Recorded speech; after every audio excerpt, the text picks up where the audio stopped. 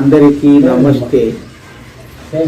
ముఖ్యముగా మనము ప్రతి పౌర్ణమికి అమావాస్యకు రుద్రయాగములు చేస్తున్నాము. ఈ యొక్క సందర్భముగా భగవంతుని గురించి మనము తెలుసుకోవడము మన యొక్క ఆనవాయితీ ఆచారం. వేద ప్రవచనము లేకపోతే ఈ యజ్ఞము చేసి అది వ్యర్థముగానే ఉంటుంది. అంటే జ్ఞానం ఎరిగించాలి జనులకు. కాబట్టి జ్ఞానం ఎరిగించడానికి యజ్ఞము చేసే ప్రసంగము చెప్పాలి.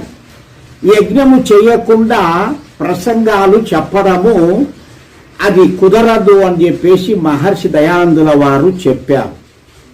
కాబట్టి మనము ఈ యొక్క యజ్ఞము ఎందుకు చేయవలైనో ముందు ముఖ్యంగా 2 మాటల్లో క్లుప్తంగా